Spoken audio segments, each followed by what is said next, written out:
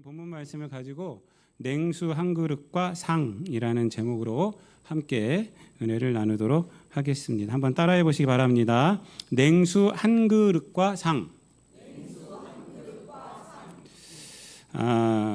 오늘날 기독교 신앙에서 지금 가장 강조하는 것이 뭐라고, 세상에서 가장 강조하는 것이 뭐라고 여러분들 생각을 하십니까? 아마 요즘은요, 기독교인다운 행동을 해야 한다, 뭐 이런 행동에 관한 얘기를 좀 많이 강조를 하고 있다고 봅니다. 이 강조는 틀리지를 않습니다. 그렇죠? 왜 그러냐면 사실 좀 그 세상에서 보면은 이 교회에 많이 실망들을 하고 또 성도들에게 또 사람들이 많이 실망을 해서 뭐 그런 소리들이 뭐 비판을 위한 비판도 많이 있지만 사실 우리가 들어야 될 비판도 사실은 많이 있기 때문에 그렇습니다. 그래서 오늘날 많이 이제 우리들이 이제 듣는 얘기가 교회가 교회다워야 한다, 뭐 이런 얘기들을 좀 많이 듣고 있습니다. 그래서 기독교인다운 행동들을 해라, 뭐 이런 얘기들을 이제 성도들에게도 많이들 합니다. 근데 이러한 생각을 갖게 된 것은 바로 기독교가 좀 많이 또 변질이 좀 되었고 실질적으로 너무 기복적으로 된 것이 없지 않아 있기 때문에 그렇습니다. 그래서 이제 이러한 것에 대해서 이제 반성하는 의미에서 우리가 좀 회복하자라는 그런 마음으로 안팎에서 또 이러한 얘기들을 많이 하고들 있습니다. 여러분, 하나님을 믿으면 잘 된다는 것은요, 이것이 잘못된 것은 아닙니다. 기복신앙이 그거 자체가 잘못되지는 않았습니다. 기복주의가 되니까 잘못된 거예요. 그러니까 문제는 기복주의라는 것은 뭐냐면 그것이 신앙의 전부인 양, 신앙의 목적인 양 생각하니까 그것이 문제가 되는 것입니다. 여러분, 우리가 힘들고 어려울 때 하나님 앞에 나서 기도해야죠. 이 문제를 해결해 달라고, 그리고 내 마음 위로해 달라고, 길을 좀 터달라고. 이런 것들은 기복을 구하는 것은 그것은 잘못된 것이 아닙니다. 그런데 그것만이 신앙이다라고 판단하는 것이 잘못된 것이죠. 그래서 이것에 대해서 반성을 갖고 목소리를 높이는 것이 바로 윤리, 도덕의 회복이다라고 이렇게 얘기를 해요. 기독교인다운 행동, 그래서 윤리적으로 도덕적으로 회복해야 한다라고 말을 합니다. 이것은 100번 옳은 주장이며 우리가 귀 기울여야 되고 또 성경적인 말이기도 합니다. 예언서 아모스 같은 데를 보면은 공의를 물같이 정의를 하수같이 흐르게 하라라고 얼마나 뜨겁게 이렇게 날카롭게 얘기를 하고 있습니까? 세례 요한도 자기한테 나오는 자들에게 세례를 주면서 그 세례 이름이 뭐예요? 세례 요한의 세례는 회개의 세례예요. 제가 언젠가 말씀드렸죠. 예수님의 이름으로 받는 세례하고 세례 요한의 세례하고는 다른 거예요, 여러분. 예수님의 세례는 우리가 구원받는 그런 세례를 받는 거고, 세례 요한의 세례는 회개의 세례입니다. 그래서 이제 뭐 독사의 자식들아 하면서 뭐 윤리적으로 회복해야 한다, 정한세만 받아라, 뭐 이렇게 이런 얘기들을 하지 않았습니까? 그 성경도 율법을 보면은 이런 얘기들이, 윤리 도덕적인 얘기들이 많이 있습니다. 그런데 주의할 것이 있습니다. 그것은 뭐냐면 기독교는요, 반드시 윤리적이어야 하고 도덕적이어야 합니다. 이건 반드시예요, 반드시. 그렇지만 역으로 생각하는 거죠. 논리적으로 봤을 때 윤리적이고 도덕적인 것이 복음이다라는 건 성립이 되지 않습니다. 그건 성립이 안 돼요, 여러분. 그러니까 윤리적이고 도덕적인 것이시면 복음을 완성시킨 거다라고 생각하는 것이 잘못됐다는 거예요, 여러분. 그러니까 기독교는 반드시 윤리적이고 도덕적이어야 한다, 이거는 맞는 말이에요. 그런데 윤리적이고 도덕적이면 됐다, 그것이 복음이다라고 설명하는 것은 틀렸다는 것입니다. 그러니까 논리에서 이건 틀린 거예요. 여기 성립은 안 됩니다. 여러분, 오늘날 윤리와 도덕을 강조하는 것은 좋은데 윤리와 도덕이 또한 선한 삶이 복음을 대신하는 것처럼 여기는 것, 또 그렇게 말하는 것은 잘못됐다는 것입니다. 이것은 굉장히 위험한 거예요.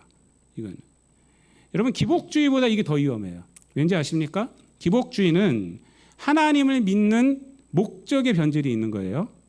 그런데 이것, 윤리와 도덕이면 된다, 이 정도면 된다라고 말하는 것은요, 믿음의 변질입니다.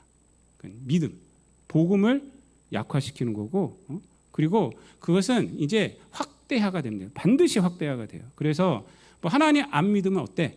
이렇게 나가는 거예요. 착한 일하고 살면 되지. 윤리와 도덕적으로 남에게 손가락질 안 받고 살면 되는 거 아니야? 이렇게 이제 됩니다. 이렇게 돼서 하나님 말고 다른 신 믿으면 어때? 그래서 통합주의로 나가요. 뉴에이지 사상이 이제 거론될 그런 생각을 틈을 타서 들어오는 겁니다. 그래서 믿음의 변질을 갖고 와요. 이건. 그러니까 우리가 이것을 분별해야 합니다. 윤리적이고 도덕적이에요, 우리는. 하지만 이 생각을 우리가 분별할 수 있어야 돼요. 분별할 수 있어야 돼요. 여러분, 가장 큰 문제가 신앙생활 할 때 그럴듯하는 거예요. 그럴듯한 거. 여러분, 가짜가 쉽게 드러나는 것은 문제되지 않아요. 그건 가짜기 때문에 우리가 쳐버릴 수 있어요. 그러나 그럴듯한 것들, 이게 문제가 됩니다. 이건 구별하기가 힘들거든요. 분별하기가 힘들거든요. 복음이 그저 도덕적이고 윤리적인 것으로 생각을 한다면, 그러면 됐다라고 생각한다면 예수님께서 십자가에 죽으실 이유가 뭐가 있어요? 십자가에서 죽으실 이유가 하나도 없습니다. 그냥 예수님이 이 땅에 오셔서 왜 죽어요? 그냥 우리를 훈련시키고 그 훈련에 따라 상벌 주시면 되는 겁니다. 윤리적이고 도덕적이고 그렇게 훈련시키면 되는 거예요. 십자가에 달려 돌아가실 필요는 없는 것입니다. 여러분, 윤리 도덕이란 것은요, 사실은 공동체 때문에 있는 것입니다. 법이란 것이 생긴 것은 공동체 때문에 있는 것이에요. 여러분, 삶에서 옳고 그름을 가리는 것은요, 이게 공동체를 존립시키는 질서에 해당하기 때문에 그래서 중요한 거예요. 그래서 성경도 보면 창세기는요, 율법이 없어요. 왜 그렇습니까? 개인의 삶을 하나님께서 인도하시기 때문에, 족장의 역사 아닙니까? 아브라함과 이삭과 그 다음에 야곱과 그 요셉, 개인의 삶을 인도하기 때문에 거긴 법이 없습니다. 거기는. 그런데 법이 언제 나타나요? 출애굽기 가면 나타나요. 거기는 공동체가 됐기 때문에. 공동체, 이스라엘이란 공동체가 됐기 때문에 하나님께서 법을 주시는 거예요. 법을 주시면서 이 공동체를 움직이게끔 하기 위해서, 그래서 법을 주시는 겁니다. 여러분, 이스라엘이 세상에서 하나님의 백성이 되라고 율법을 주셨지만, 율법은요, 윤리 도덕만 있는 것이 아닙니다. 율법 안에는 뭐가 있어요? 하나님 섬기는 법이 있어요. 하나님과의 관계를 잘해야 되고, 그래서 안식일을 거룩히 지키고 또 절기를 지키라는 거예요. 절기. 남자들은 1년에 3번씩 꼭 나오러 가지 않습니까? 무교절, 유월절, 무교절 같은 거예요. 유월절이 시작이고 한 주간은 무교절이라고 그래요. 그리고 나서 7.7절, 오순절, 맥주절, 우리가 다음 주에 지키는 맥주절, 이거 천열매를 드리는 겁니다. 그리고 또 수장절, 초막절, 끝에 이제 해 끝에 드리는 거예요. 이 3번 꼭 나오라는 거예요. 꼭 나와라. 왜 그렇습니까? 하나님과의 관계. 율법 안에 그래서 하나님을 섬기는 법이 거기에 들어가 있어요. 거기. 그냥 공동체뿐만 아니라, 그리고 하나님을 섬길 수 있도록 또 주신 것이 뭐예요? 제사법입니다. 제사법. 그래서 안식일을 거룩히 지키면서 또 절기 때 나와서 하나님 앞에 예배 드리는 겁니다. 제사 드리고. 이게 제사법이 있는 것입니다. 그리고 이 이스라엘의 정체성의 핵심은 율법, 사람들과의 관계라기보다는 제사법에 있어요. 모든 것이 다 제사법에 있습니다. 이것이 이스라엘의 정체성이 됩니다. 여러분, 왜 그러냐면 이스라엘 백성들이 이 땅에 살아가면서 율법을 다 지키지 못하거든요. 그래서 하나님께서 그들에게 제사법을 주시면서 그 율법을 지키지 못한 죄들, 하나님 말씀대로 살아가지 못한 죄들, 이 죄들을 하나님께서 용서해 주시는 거예요. 그래서 이 레위기에 보면은 제사법이 있는데, 제사법이 다 뭡니까? 거의 다가 다 죄에 관련된 거예요. 번제, 속죄제, 속건제, 물론 화목제와 소제도 있지만은, 그건 감사제라고도 하지만은 거기도 다 죄의 용서가 있는 겁니다. 다 죄하고 관련된 거예요. 그래서 이스라엘의 정체성은 뭐냐면 법을 지켜서가 아니라 하나님의 은혜다 이거예요. 하나님이 이스라엘을 선택하시고 이스라엘을 인도하시고 이스라엘을 사랑하여 주시고 이스라엘을 용서해 주시는 것, 이것이 바로 이스라엘의 정체성이 되는 거예요. 이것이 하나님의 백성의 정체성은 바로 거기에 있는 것입니다. 기독교인들이 세상에서 능력을 발휘하는 것도 윤리 도덕적인 삶 때문이 아닙니다, 여러분. 그것 때문에 우리의 능력을 발휘하는 것이 아닙니다. 우리가 윤리 도덕적인 삶을 아무리 살아도 사람 구원할 수 없어요, 여러분. 우리가 복음의 사람이기 때문에 우리가 능력을 발휘할 수가 있는 거예요. 윤리 도덕적인 삶이 죄를 이기는 것도 아닙니다, 여러분. 우리가 복음의 사람이기 때문에 죄도 이기는 것이고 사람을 하나님께로 인도함으로 그를 구원시키는 그러한 도구로 사용받을 수가 있는 것입니다. 성도는 반드시 어떤 사람이 되어야 되느냐? 복음을 위한 사람이 되어야 돼요. 윤리 도덕적으로 끝나는 것이 아니라 복음이구나. 복음을 위한 사람이 되어야 한다는 거예요. 그래서 신앙 행동은 인격적인 것이 원인이 돼야 돼요. 법이 아니라 인격적인 것이 원인이 돼서 우리가 살아가는 자가 성도예요. 성도. 인격적인 것이란 뭐냐면 제가 인격적인 신앙을 많이 강조하는데 인격적인 것은 뭐냐면 우리가 하나님을 기쁘시게 하는 거예요. 또 하나님을 기뻐하는 것이 우리 삶의 그 원인이 되어야 한다는 것이에요. 그러니까 그게 목적이 돼야 돼요. 그러니까 하나님만 생각하면 기뻐야 돼요. 하나님을 기뻐하는 거예요. 그게 인격이에요. 그게. 그리고 또 하나님을 기쁘시게 하기 위해서 헌신하는 거. 이게 인격 아닙니까? 이게 우리를 선하게 만드는 거예요. 이것이 우리로 하여금 윤리적이고 도덕적이게 만들고 그것을 더 뛰어넘게 하는 겁니다.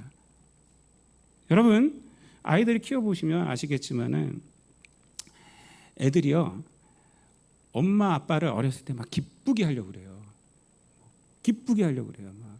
그러면요 우리가 얼마나 기쁜지 몰라요.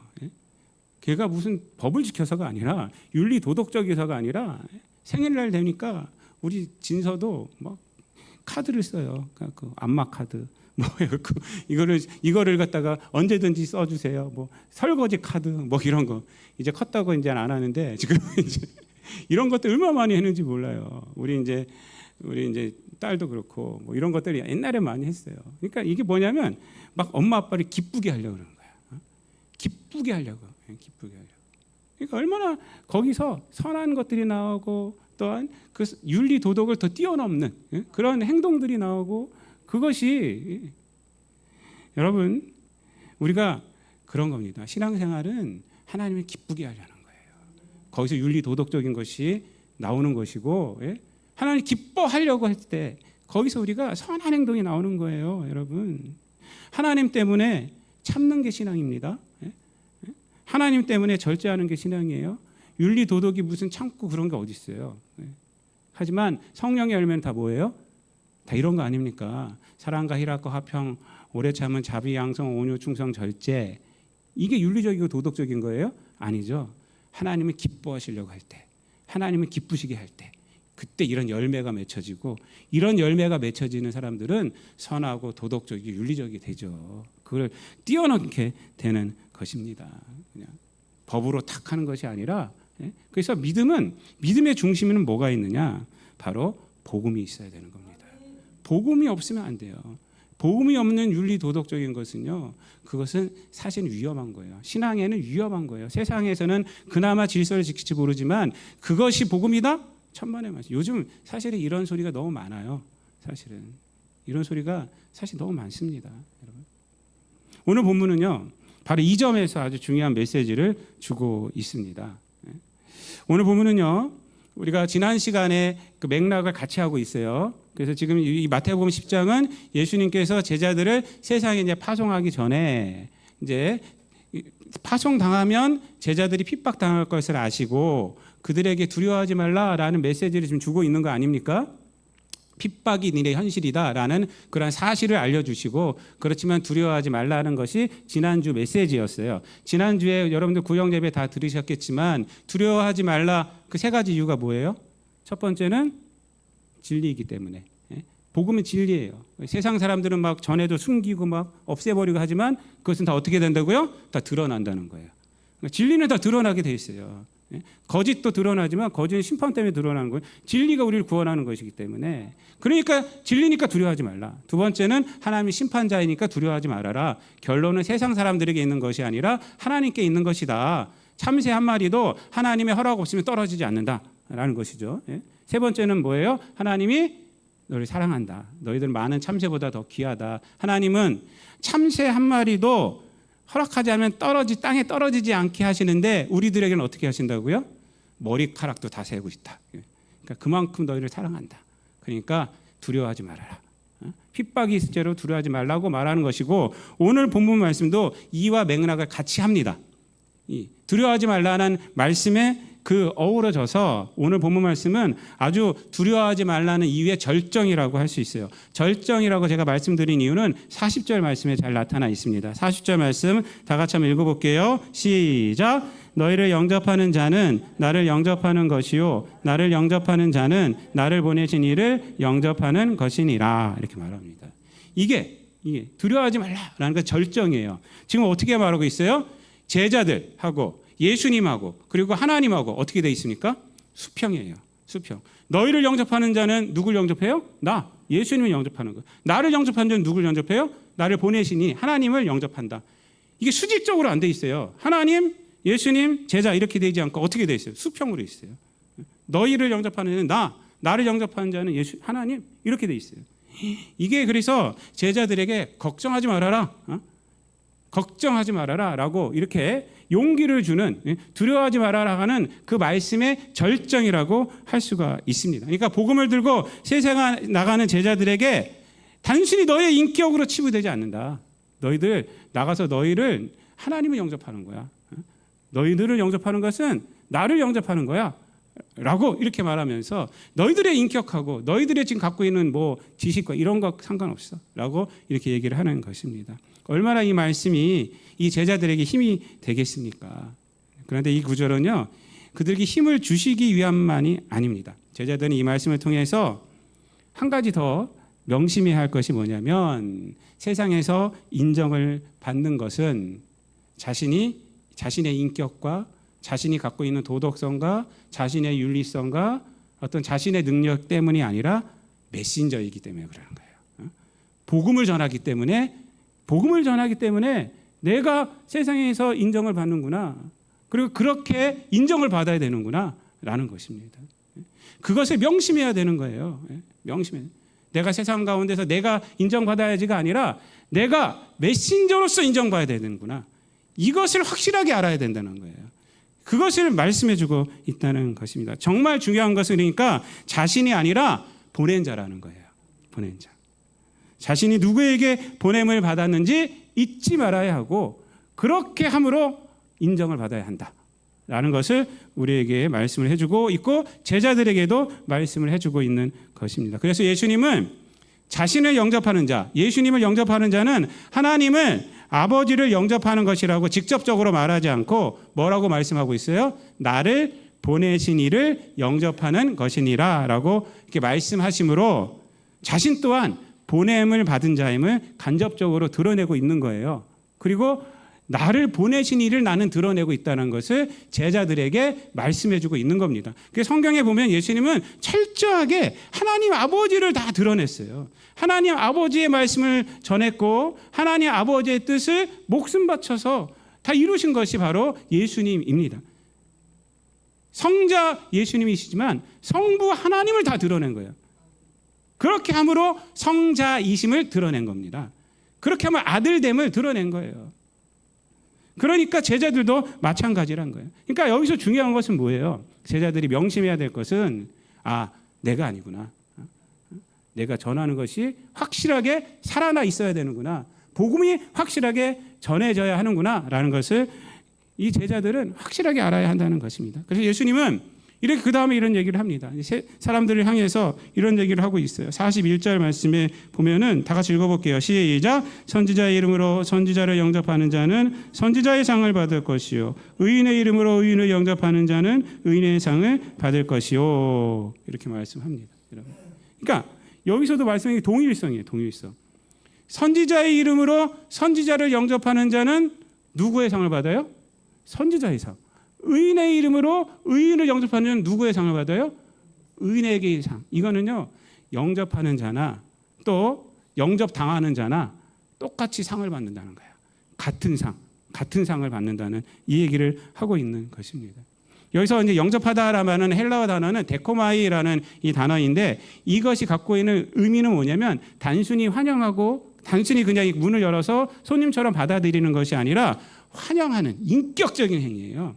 그래서 그 사람을 인정하는 것이고 그 사람을 품에 안는 것입니다. 그 사람과 연대하는 것이고 그 사람의 메시지를 내 것으로 삼는 거예요. 그 사람께 동의하는 것. 이거 데코마예요. 데코마. 그렇기 때문에 선지자행을 받고 의인의 상을 받는다는 것은요. 이 구절의 핵심이 됩니다. 즉 영접당하는 자나 영접하는 자가 동일한 상을 받게 된다는 거예요. 선지자가 뭘 전해요? 복음을 전함으로 복음의 상을 받아요. 똑같이 그를 영접하는 자도 뭘 받아요? 똑같이 복음의 상을 받는다는 거예요. 똑같이 복음의 상을. 똑같다는 것입니다. 의인도 마찬가지예요. 누구도 다르지 않습니다. 그러니까 복음의 영향력으로 복음의 상을 받게 된다는 것입니다. 그래서 이것이 그 다음 말씀 제자들을 말하는 데 있어서 확실하게 이 의미가 드러나고 있습니다. 42절 말씀 한번 다 같이 읽어볼게요. 시작. 또 누구든지 제자의 이름으로 이 작은 자 중 하나에게 냉수 한 그릇이라도 주는 자는 내가 진실로 너희에게 이르노니 그 사람이 결단코 상을 잃지 아니하리라. 이렇게 말합니다. 여러분 이 말씀이요. 굉장히 이 대조를 이루고 있으면서 메시지를 확실하게 해주고 있습니다. 이 구절을 잘 이해하려면 냉수 한 그릇이라도라는 이 말을 우리가 잘 알아야 합니다. 냉수 한 그릇은요 특별한 호의가 아닙니다. 그렇죠? 냉수 물 한 그릇 주는 거예요. 물 한 그릇. 그러니까 이것은 그냥 물론 더운 날씨에 유대의 더운 날씨에 물 한 그릇 주는 것은 특별한 것일 수도 있겠지만은 그건 상황이 특별한 것이지 냉수 한 그릇 주는 것은요 특별한 대우라고 할 수가 없어요. 그래서 오늘 본문 말씀에서도 뭐라고 말하면 냉수 한 그릇이라도 이 냉수 한 그릇은 그래서 여기서 말하고 있는 뉘앙스는 뭐냐면 하찮은 것이라도 하찮은 것이라도 이 말이에요. 하찮은 것이라도. 근데 그런 것이라도 제자들 대접한 거예요. 대접을 했어요. 그러면 어떻게 해야 되나고요? 결단코 상을 잃지 아니하리라. 이렇게 말합니다. 여러분 여기서 상은 뭐냐면 미스도스라는 이제 단어인데 이거는 수고의 철저한 대가를 받는 그런 임금 받는 거 있지 않습니까? 그래서 세속적인 단어가 됩니다. 그러니까 내가 10시간 일했으면 10시간의 임금을 받고 100시간 일했으면 100시간의 임금을 받고 이런 거예요. 이런 거. 제가 밴쿠버에 있을 때 세탁소도 다니고 뭐 이삿짐도 나르고 뭐 이런 일들 많이 했어요. 뭐 모텔 청소도 하고 그러면서 살았거든요. 목회도 하고.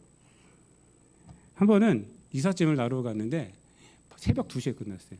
그날 아침 9시에 나가갖고 힘들어 죽겠더라고요. 제가 새벽 2시에 끝내서 집에 들어오니까 3시더라고요. 밴쿠버 다운타운에서 이제 서리까지 오는데 근데 너무 힘들어갖고 있는데 임금을 딱 주셨어요. 임금 250불 주셨어요. 250불. 피곤이 싹 가시더라고요. 돈을 딱 받으니까 야 내가 오늘 하루 땀 흘린 수고의 대가를 이렇게 받는구나 하고 이제 그걸 딱 들고 새벽에 의기양양하게 제가 집에 딱 들어온 여보 이거 벌었어 하고 딱 이게 내놓은 적이 있습니다. 이게 미스도스예요. 이게 미스도스. 근데 오늘 본문에서는요 뭐라고 말하고 있어요? 네가 하찮은 물 한 그릇을 줄지라도 엄청난 대우를 결단코 상을 잃지 않는다.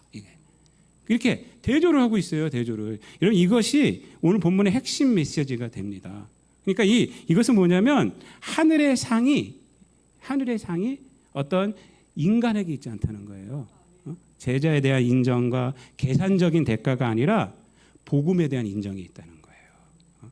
그래서 제자에게도 물 한 그릇이라 줘도 조금만 줘도 결코 상을 왜? 제자를 영접했잖아요. 대우는 우리가 조금 가진 게 없으니까 그렇게 할 수도 있는 거예요. 근데 그렇게 했을지라도 뭐를 영접한 거예요? 제자가 갖고 있는 복음을 받아들인 거예요. 복음을 받아들였기 때문에 결단코 상을 잃지 않는다. 결단코 상을 잃지. 그러니까 상의 근거가 어디 있는 거예요? 복음에 있는 거예요. 복음에. 오늘 본문 말씀은 바로 여기 있습니다. 여러분 이것이 제자들을 냉소적으로 대우해도 된다는 것이 아닙니다. 저에게 맨날 냉수만 갖다 주면 안 돼요. 그런 것이 아니라 여러분 이건 무슨 얘기를 하는 거예요? 그래서 이 얘기를 통해서 복음이 신앙의 핵심이라는 거예요. 그 얘기를 결국 우리에게 해주고 있는 것입니다. 신앙의 핵심은 복음에 있어요. 복음에. 여러분 그 어떤 것으로도 이를 가려서는 안 됩니다. 여러분 복음이 무엇입니까? 복음은 예수님이에요. 예수님. 여러분 복음하면 십자가라고 얘기를 해요. 물론 거기에는 우리가 생략한 것이 있기 때문에 그러는데 여러분 근데 십자가 그 자체가 복음은 아닙니다. 여러분 십자가에 누가 달려있기 때문에? 예수님이 달렸기 때문에. 그것이 복음이에요. 그것이 복음이에요. 그래서 합동 측에서는요. 십자가에 예수님이 없는 세상이 됐다는 거예요. 그래서 십자가가 멋이 되고 막 그랬다는 거예요. 그래서 벌써 한 20년도 더 됐죠. 몇십 년 전에 본당에선 십자가를 못 달게 했어요. 여러분 합동 측 교회 가면 십자가 없습니다. 없어요. 오카노 목사님 있을 때 그런 결의가 있어갖고 없어요. 그래서 어느 날 갑자기 십자가를 다 띄었어요. 합동 측에서 다 띄었어요. 오카노 목사님이 사랑의 교회에서 십자가를 띄고 놨더니 너무 허전한 거야. 여기가. 그래서 뭘 붙여놓냐? 하나님은 사랑이시라. 이거 쓴 거예요. 합동 측 가면은 사랑의 교회 가면은 하나님은 사랑이시라. 이게 이제 있는 거예요. 십자가를 띄고. 근데 바깥에는 있어요. 바깥에는 있습니다. 여러분 왜 그러냐면 십자가를 띈 건 좀 상징적인 것이란 교단의 문제니까 그렇게 했지만 우리는 그렇지는 않습니다. 근데 하여튼 여러분 십자가만 보면서 예수님을 안 믿는 자들은요 그거는 복음 믿는 것이 아닙니다. 십자가는 예수님이 달렸기 때문에 그래요. 십자가에서 보혈을 흘려 주셨기 때문에 그래서 십자가가 우리에게 복음인 것이죠. 여러분 냉수 한 그릇이라는 이 초라한 대우 속에 위대한 하늘의 상급이 달려있는 이유는 뭐냐면 바로 복음이 있기 때문에 복음을 받아들였기 때문에 그런 것임을 명심해야 돼요. 우리가 여러분 말씀을 마치겠습니다. 윤리 도덕적인 삶은 당연히 우리에게 있어야 돼요. 당연히 있어야 됩니다. 그러나 그것과 복음을 같다고 생각하시면 안 돼요. 그렇게 하면 되지라고 생각하시면 안 됩니다. 복음은 예수 그리스도입니다. 그 무엇으로도 예수 그리스도를 가리우면 안 돼요. 오늘날 자유주의 신학이 윤리 도덕적인 메시지가 또 뉴에이지 신학이 또 신과학을 얻고 과학 신학이 나아가서 또 정치적인 이념이 애국이라는 탈을 쓰고 여러분 복음을 가리고 있는 것이 너무 많아요. 너무 많아요, 여러분. 그냥 애국적이면 그것이 믿음이 좋은 것처럼 생각하고 여러분. 그냥 과학적이면 그것이 옳은 것처럼 생각하고 여러분 하나님 말씀이 옳은 거예요. 하나님 말씀이. 우리가 그걸 명심해야 됩니다. 윤리 도덕적이면 되냐? 천만의 말씀. 그런 메시지가 요즘 너무 많아요. 또 그게 잘 들으면 복음이 없어요. 복음이 예수님이 없어요. 예수 그리스도의 십자가의 보혈이 없어요. 그것이 능력인데 그냥 이 땅 가운데서 우리가 잘 살면 된다는 거예요. 그냥 바르게 살면 된다는 거예요. 그렇게 함으로 점점 우리의 신앙이 변질이 되고 있어요. 교회가 능력을 잃고 있어요. 그것이 우리를 구원하지 못합니다. 우리를 구원하는 것은 십자가입니다. 예수 그리스도의 보혈입니다. 모세가 하나님을 두 번째 만났잖아요. 새벽기도 때 여러분 제가 메시지 보내드리잖아요. 첫 번째 내려왔더니 금송아리 성경이 있으니까 십계명을 깨트렸어요. 그래서 하나님께서 다시 올라오라고 해서 십계명을 주시잖아요. 하나님 만나고 다시 내려왔더니 얼굴에서 광채가 확 나요. 하나님 만나고 나왔더니 아론과 백성들이 두려워서 벌벌벌벌 떨지 않습니까? 그래서 어떻게 합니까? 모세가 얼굴을 수건으로 탁 가려요. 가리고 근데 언제 수건을 벗어요? 하나님 말씀을 전할 때만 벗어요. 그리고 평상시에는 가려요. 왜? 하나님 만난 그 빛을 왜 가려요? 여러분 왜 가릴까요? 백성들이 그 빛으로 자기를 섬길까 봐 그런 거예요. 자기를 섬길. 백성들은 그렇게 무지한 자들이에요. 그래서 그것을 방지하기 위해서 가리는 거예요. 그리고 하나님 말씀 전하는 왜 벗을까요? 이 빛은 하나님 말씀을 전할 때 사용돼야 한다는 거예요.